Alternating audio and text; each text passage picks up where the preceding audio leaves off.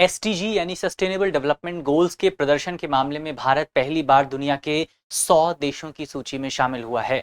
जाहिर तौर पर ये भारत की एक बड़ी उपलब्धि है, लेकिन अभी हमारे सामने एक बहुत बड़ा टारगेट मौजूद है और बहुत सारे टारगेट जो हैं वो अभी हमें अचीव करने हैं। तो आज इस वीडियो में हम इसी विषय पर विस्तार से बात करेंगे। मेरा नाम है अक्षय और आपका स्वागत है दृश्याइस चैनल की इस नई वीडियो में। तो इसी नोट के साथ करते हैं वीडियो की शुरुआत। और जैसे कि हमारी प्रैक्टिस रही है कि हम सबसे पहले अपनी वीडियो की शुरुआत हमेशा एक सवाल के साथ करते हैं।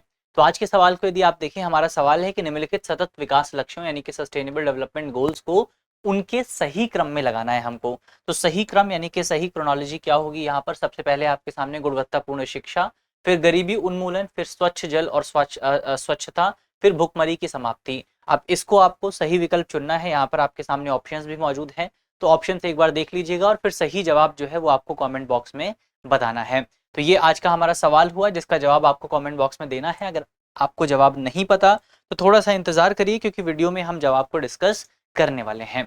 तो वीडियो की करते हैं शुरुआत। सबसे पहले यहाँ पर खबर अगर आप देखें तो खबर हमारी चर्चा में इस वजह से आई है क्योंकि यूएन की एक एजेंसी है जिसका नाम है United nation sustainable development solution network यानी SDSN। क्या है? Sustainable development solution network.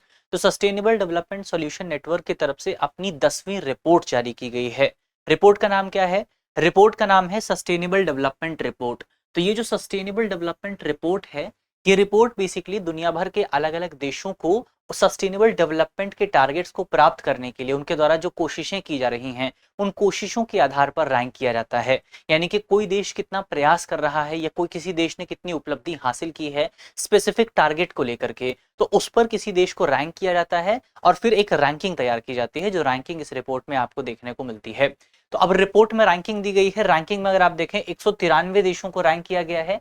193 देशों में बेसिकली यहाँ पर अगर आप देखें तो उनकी जो प्रगति रही है सस्टेनेबल डेवलपमेंट गोल्स के मामले में, उसको यहाँ पर मापने की कोशिश की गई है। और रिपोर्ट ये बताती है कि दुनिया भर में वैश्विक स्तर पर केवल 17% जो टारगेट हैं उनको ही हम 2030 तक प्राप्त कर पाएंगे। तो 2015 में जब हमने सस्टेनेबल डेवलपमेंट टारगेट अपने लिए डिसाइड किए थे तो बहुत सारे टारगेट थे। अब रिपोर्ट ये बताती है कि उसके 10 साल बाद यानी कि आज 2025 में हमने जो टारगेट अपने लिए रखे थे उन टारगेट्स में से हम केवल और केवल 17% टारगेट जो है वो अचीव कर पाएंगे, और शेष जो टारगेट आपके बचते हैं यानी कि 83% जो टारगेट है उसको हम 2030 तक का जो हमारा टाइम फ्रेम है उसमें अचीव नहीं करने वाले हैं। तो जाहिर तौर पर हमारी एक बहुत बड़ी असफलता जो है, कलेक्टिवली हमारी जो असफलता है वो यहाँ पर इस पूरी रिपोर्ट में निकल करके आती है। तो रिपोर्ट में सबसे पहले हमने देखा कि क्या खबर आपके सामने आई है। अब यहाँ पर भारत की स्थिति पर थोड़ी बात करते हैं कि रिपोर्ट में भारत को लेकर के क्या बताया गया है। तो रिपोर्ट में भारत की स्थिति अगर आप देखें तो रिपोर्ट में पहली बार भारत टॉप 100 कंट्रीज में से एक आपको देखने को मिला है। कितने टोटल देशों को रैंक किया गया है? टोटल 193 देशों को रैंक किया गया है। और भारत कौन से नंबर पर है? भारत अब जो है आपका 100 देशों के अंदर आ चुका है। भारत की रैंक 99 है। क्या है भारत की रैंक? 2025 में एसडीजी इंडेक्स में भारत को 99th रैंक प्राप्त हुई है और भारत का जो स्कोर है वो 67 के आसपास है। अब भारत के पड़ोसी देशों की अगर आप बात करें कि भारत के आसपास जो कंट्रीज मौजूद हैं उन्होंने कैसा परफॉर्म किया है, सबसे पहले भारत के इमीडिएट पड़ोसियों को अगर आप देखें तो भूटान को 74th रैंक प्राप्त हुई है। भारत को कितनी हुई है? 99th। भूटान को 74th रैंक प्राप्त हुई है। नेपाल को 85th रैंक प्राप्त हुई है। बांग्लादेश को 114th रैंक प्राप्त हुई है और पाकिस्तान को 140th रैंक प्राप्त हुई है। 140वां स्थान जो है वो पाकिस्तान ने प्राप्त किया है। तो ओवरऑल यहाँ पर कहा जा सकता है कि अपने पड़ोसी देशों में पाकिस्तान और बांग्लादेश से भारत आगे है और भूटान और नेपाल से भारत अभी पीछे है। समुद्री पड़ोसी देशों की बात करें यानी कि अगर आप मालदीव और श्रीलंका की बात करें तो मालदीव जो है आपका 53 रैंक पर है। मालदीव ने इस मामले में अच्छा परफॉर्मेंस किया है और श्रीलंका इस मामले में 93 रैंक के आसपास है। यानी कि ओवरऑल ये पूरा सिनेरियो आपको साउथ एशिया के आसपास वाले जो क्षेत्र हैं, जो देश हैं, उनमें देखने को मिल जाएगा। अब बढ़ते हैं आगे। यहाँ पर अलग अलग देशों की क्या सिचुएशन है उसको हमने देख लिया है। अब दुनिया भर में आपको क्या देखने को मिलेगा, ग्लोबल लेवल पर क्या सिनेरियो है उसकी यदि आप बात करें तो ग्लोबल लेवल पर अगर आप देखें यूरोप की कंट्रीज आपको डोमिनेट करती हुई नजर आएंगी। सबसे ऊपर जो 3 कंट्रीज हैं उसमें फिनलैंड, स्वीडन और नॉर्वे आपको देखने को मिलेगा। कौन कौन से हैं? फिनलैंड, स्वीडन और नॉर्वे जो हैं ये आपको टॉप 3 कंट्रीज हैं एसडीजी के मामले में। किसके मामले में? सस्टेनेबल डेवलपमेंट गोल्स के मामले में। अगर आप टॉप 20 कंट्रीज की बात करें तो टॉप 20 कंट्रीज में से जो यूरोप की कंट्रीज हैं 19 देश केवल आपके यूरोप के हैं। तो ये भी आपको पता होना चाहिए, बहुत इंपॉर्टेंट बात है कि एसडीजीज के मामले में यूरोप ने काफी अच्छा परफॉर्मेंस दिया है। अगर अमेरिका की बात करें तो एसडीजीज के मामले में अमेरिका 44वें स्थान पर है, 75 का स्कोर प्राप्त हुआ है। और चाइना जो है वो 49वें स्थान पर है, 74.4 का स्कोर प्राप्त हुआ है।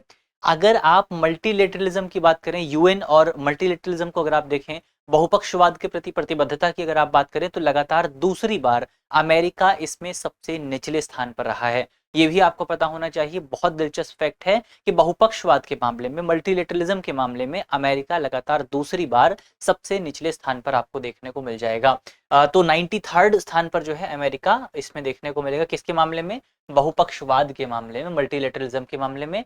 इसके अलावा अगर आप G20 कंट्रीज की बात करें तो G20 कंट्रीज में ब्राजील ने सबसे अच्छा परफॉर्मेंस किया है और ब्राजील की रैंक है 25th। और अगर आप OECD यानी organisation of economic cooperation and development countries की बात करें तो इसमें चिली ने सबसे अच्छा परफॉर्मेंस दिया है, जो कि सबसे आगे आपको 7th रैंक पर देखने को मिलेगा। तो ये भी आपको याद रखना है। क्या क्या इंपॉर्टेंट पॉइंट यहाँ से आपको याद रखने हैं? एक तो भारत की सिचुएशन आपको याद रखनी है कि भारत 99th रैंक पर रहा है। इसके अलावा अमेरिका जो है बहुपक्षवाद के मामले में सबसे नीचे है, G20 कंट्रीज में ब्राजील सबसे ऊपर है और OECD कंट्रीज में चिली सबसे ऊपर है। ये चीज हमें कुछ जरूरी बातें इसके बारे में पता होनी चाहिए। और आगे बढ़ते हैं, अब प्रमुख चिंताएं क्या हैं, क्या क्या प्रॉब्लम्स हमारे सामने हैं, क्या क्या रुकावटें हमारे सामने आ सकती हैं। तो देखिए, अगर आप वैश्विक स्तर पर अभी भी बहुत सारी प्रगति जो है वो रुकी हुई है। जब 2015 में हमने अपने लिए सस्टेनेबल डेवलपमेंट गोल डिसाइड किए थे तो उस समय हमने इन गोल्स को प्राप्त करने के लिए बहुत सारे प्रयास किए थे। लेकिन अब धीरे धीरे जैसे हम इस समय जो टाइमलाइन है, जो टाइम फ्रेम है, उसके करीब जाते जा रहे हैं, वैसे वैसे हमारी प्रगति जो है सस्टेनेबल डेवलपमेंट गोल्स के मामले में वो प्रगति काफी कमजोर होती जा रही है। तो ये भी एक बहुत बड़ी प्रॉब्लम यहाँ पर आपको देखने को मिलेगी। मुख्य बाधाएं क्या है, सबसे बड़ी प्रॉब्लम्स क्या है? तो ग्लोबल लेवल पर जो संघर्ष आपको देखने को मिल रहा है, कॉन्फ्लिक्ट आपको देखने को मिल रहा है, चाहे वो प्रॉक्सी वार हो, चाहे काइनेटिक वार हो, हर तरह की वार आपको वर्तमान समय में दुनिया में देखने को मिलेगी। और इस संघर्ष की वजह से जो हमारे टारगेट्स हैं वो टारगेट्स कहीं ना कहीं पीछे छूटते हुए चले जा रहे हैं। तो संघर्ष यहाँ पर एक बहुत बड़ी प्रॉब्लम है। दुनिया की बहुत सारी इकोनॉमीज हैं जिनमें आपको स्ट्रक्चरल प्रॉब्लम्स देखने को मिलेंगी, संरचनात्मक कमजोरियां देखने को मिलेंगी। इकोनॉमी में कुछ बेसिक है जो काफी ज्यादा खराब है, तो कई इकोनॉमीज उसको ही ठीक करना नहीं चाह रही। दुनिया में आप देखेंगे भ्रष्टाचार आपको देखने को मिलेगा, दुनिया में आप देखेंगे तो बेसिकली प्रेस की स्वतंत्रता जो है वो आपको कमजोर होती हुई नजर आएगी। तो बहुत सारी आपकी प्रॉब्लम्स हैं जो हमारी इकोनॉमी, हमारी सोसाइटी के कोर में मौजूद हैं, उनको एड्रेस करना भी काफी ज्यादा इंपॉर्टेंट है। फिर जो आपका फाइनेंशियल जो रिसोर्सेज हैं वो भी काफी लिमिटेड हैं, और इन गोल्स को प्राप्त करने के लिए जो फाइनेंशियल अवेलेबिलिटी है वो बहुत बड़े लेवल पर अभी हम अचीव नहीं कर पाए हैं। तो एक फाइनेंशियल कंस्ट्रेंट भी यहाँ पर आपको देखने को मिल जाता है। 5 आपके लक्ष्य ऐसे हैं, 5 एसडीजी ऐसे हैं जिनमें हमें उलट होने की प्रवृत्ति देखने को मिली है, रिवर्स जो टेंडेंसी है, यानी कि हम अच्छा करने के बजाय उनमें खराब कर रहे हैं। कौन कौन सी हैं? एक आपका एसडीजी 2 में आता है मोटापा या फिर ओबेसिटी। ओबेसिटी के मामले में दुनिया पीछे की तरफ जा रही है। अगर आप देखें सस्टेनेबल गोल 16 जो है प्रेस की स्वतंत्रता, इसमें दुनिया में प्रेस की स्वतंत्रता जो है वो कमजोर हो रही है। फिर एसडीजी 2 में ही आपका एक आता है nitrogen management, sustainable nitrogen management. इसके मामले में भी दुनिया जो है पीछे आपको जाती हुई नजर आ रही है। फिर एक आपका एसडीजी 15 है जो कि रेड लिस्ट इंडेक्स, यानी कि बेसिकली आपका जो जैव विविधता संकट है उसको एड्रेस करने की बात करता है। उसके मामले में भी हम पीछे जा रहे हैं क्योंकि बहुत सारे स्पीशीज जो हैं वो एक्सटिंक्शन के कगार पर पहुंच चुकी हैं। और फिर एसडीजी 16 जो है भ्रष्टाचार की बात करता है, इसके मामले में भी हम पीछे जाते हुए नजर आ रहे हैं। तो कुछ आपके टारगेट्स ऐसे हैं जहां पर हमने बहुत खराब परफॉर्मेंस दिया है। दुनिया भर में कलेक्टिवली इनका खराब परफॉर्मेंस जो है वो आपको देखने को मिला है।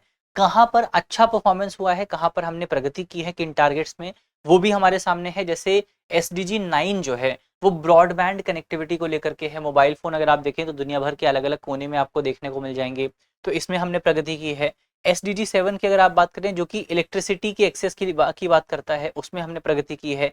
एसडीजी 9 जो है इंटरनेट के उपयोग को लेकर के है, उसमें भी हमने प्रगति हासिल की है। और फिर आपका एसडीजी 3 जो है वो बाल मृत्यु दर में कमी को लेकर के है, इसमें भी हमने प्रगति हासिल की है। तो जहां पर आप देखेंगे, जहां पर बेसिकली आप कह सकते हैं कहीं ना कहीं हेल्थ सर्विसेज में थोड़ा सा सुधार हुआ है, और फिर आपका टेक्नोलॉजी जो है उसके मामले में भी दुनिया भर में आपको अच्छी परफॉर्मेंस देखने को मिली है। इसीलिए अधिकांश जो आपके जहाँ पर सुधार हुआ है वो कहीं ना कहीं आपका इंटरनेट कनेक्टिविटी से या जुड़े हुए हैं, टेक्नोलॉजी से जुड़े हुए हैं। तो ये ओवरऑल कुछ चिंताएं हमने देखी। अब एक जो चिंता है वो आपका फाइनेंशियल कंस्ट्रेंट्स भी है, यानी कि बेसिकली आपका जो वैश्विक वित्तीय तंत्र है वो भी दुनिया भर में विफल हो गया है। तो रिपोर्ट ये बताती है कि बेसिकली दुनिया भर में जो वैश्विक वित्तीय संरचना यानी कि ग्लोबल फाइनेंशियल आर्किटेक्चर आपको देखने को मिलेगा, वो आर्किटेक्चर वर्तमान समय में विफल हो चुका है। ग्लोबल फाइनेंशियल आर्किटेक्चर की अगर आप बात करें तो ये बेसिकली इसका तात्पर्य जो है ऐसे अंतर्राष्ट्रीय संस्थाओं, समझौतों और मापदंडों से है या उनके ढांचे से है जो देश के बीच में, अलग अलग देशों के बीच में फाइनेंशियल इंटरैक्शन को रेगुलेट करते हैं कि दुनिया भर के अलग अलग देशों में सस्टेनेबल डेवलपमेंट गोल को प्राप्त करने के लिए पैसा कैसे इधर से उधर जाएगा, या अमीर देश जो है वो गरीब देशों को पैसा कैसे देंगे, कैसा कैसे ट्रांसफर किया जाएगा। ये तमाम जो आपके मैकेनिज्म हैं, ये तमाम जो आपके एग्रीमेंट्स हैं, जो रूल्स हैं, जो भी आपके नियम हैं, वो नियम ओवरऑल जिस एक कलेक्टिव टर्म के अंतर्गत आते हैं उसको कहा जाता है उसको कहा जाता है ग्लोबल फाइनेंसिंग आर्किटेक्चर। अब इसमें बेसिकली वो नियम, वो विनियमन या वो संस्थाएं शामिल होती हैं जो अंतर्राष्ट्रीय वित्तीय प्रवाह का प्रबंधन करती हैं, जिसका उद्देश्य स्थिरता को बढ़ावा देना या सस्टेनेबल डेवलपमेंट को बढ़ावा देना, व्यापार और निवेश को सुविधाजनक बनाना और सस्टेनेबल डेवलपमेंट यानी कि सतत विकास का समर्थन करना है।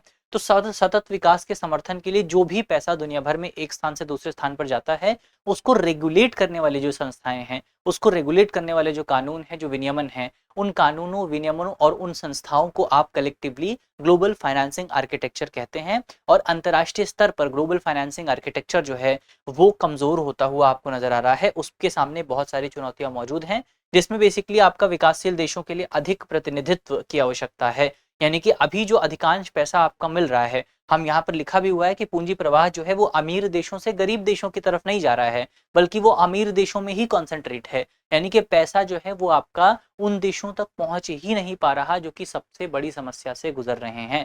तो ये बेसिकली यहाँ पर हमारे सामने फाइनेंसिंग की एक बहुत बड़ी प्रॉब्लम है। अगर फाइनेंसिंग की प्रॉब्लम को हम सॉल्व कर पाए तो फिर किसी भी समस्या को आसानी से सॉल्व किया जा सकता है।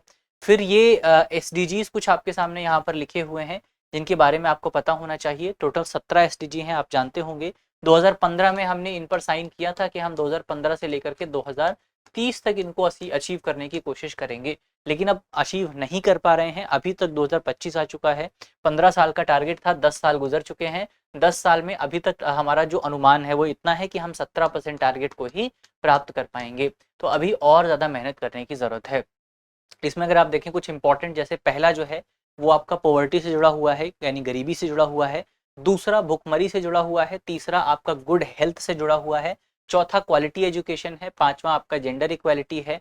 छठा आप क्लीन वाटर एंड सैनिटेशन है। फिर आपका अफोर्डेबल क्लीन एनर्जी है। Decent work and economic growth है। Industry, innovation and infrastructure, reduce inequality, sustainable cities and communities. इसके अलावा responsible consumption and production, climate action, life below water, life on land, peace, justice and strong institutions, और फिर sustainable partnership for goals. तो ये basically आपका total 17 targets आपको यहाँ पर देखने को मिलेंगे जो कि डिसाइड किए गए थे।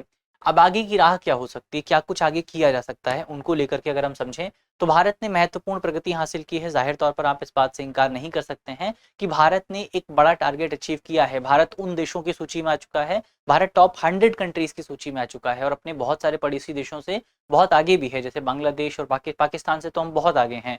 लेकिन इसके बावजूद भी पाकिस्तान हमारा टारगेट नहीं होना चाहिए। हमारा टारगेट होना चाहिए वो देश जो कि टॉप 20 में शामिल हैं या टॉप 30, टॉप 40 में शामिल हैं, तो उनसे हमको कम्पीट करना चाहिए। तो हमारा टारगेट यही हो कि अगले आने वाले सालों में हम सस्टेनेबल डेवलपमेंट और ज़्यादा ध्यान दें और बेसिकली जो भी हमारे टारगेट हैं उनको पूरा करने की कोशिश करें, ताकि सस्टेनेबल डेवलपमेंट रैंकिंग में भारत और अच्छा परफॉर्म कर सके। तो भारत ने अच्छा परफॉर्मेंस दिया है, लेकिन अभी भी बेसिकली हमारी जो प्रतिस्पर्धा है वो अन्य देशों से है और कई क्षेत्रों में अभी चुनौतियां बनी हुई हैं। कौन कौन से क्षेत्रों पर अभी ध्यान दिया जा सकता है सरकार की तरफ से?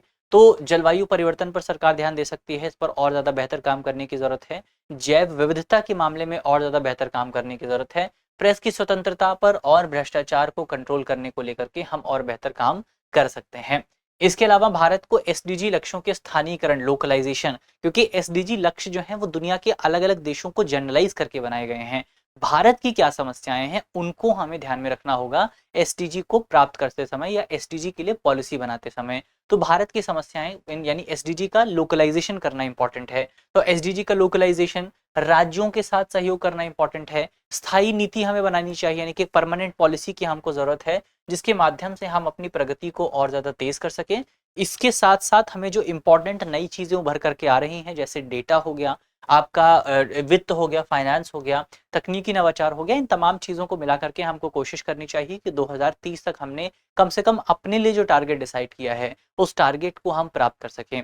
तो ये ओवरऑल कुछ इंपॉर्टेंट पॉइंट यहाँ पर आगे की राह में आपको देखने को मिल जाएंगे। तो यहाँ पर हमारा जो करंट अफेयर का टॉपिक है वो होता है समाप्त। अंत में वापस आते हैं हम अपने सवाल पर, और सवाल में जो आपसे पूछा गया था कि बेसिकली आपका ये जो पूरा सस्टेनेबल डेवलपमेंट गोल जो आपके सामने 4 लिखे हुए हैं, इनका सही क्रम आपको बताना था। तो उम्मीद है कि अब आप इसको बता पाएंगे, और अगर आप अभी भी नहीं बता पा रहे हैं तो वीडियो को थोड़ा सा पीछे कीजिएगा, और जहां पर हमने जो भी अपने जितने भी गोल्स हैं उनको डिस्कस किया है वहां से आप इसका सही जवाब ढूंढ पाएंगे।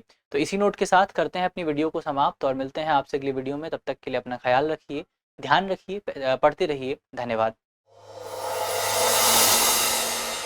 डियर व्यूअर्स, अपने एग्जाम की तैयारी को और बेहतर करने के लिए हमारे चैनल को लाइक, शेयर और सब्सक्राइब करना न भूलें।